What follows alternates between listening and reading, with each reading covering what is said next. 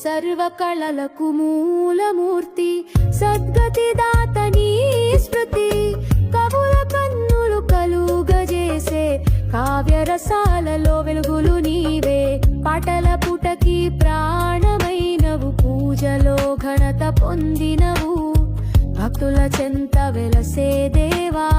బుద్ధి సిద్ధుల విటప వృక్ష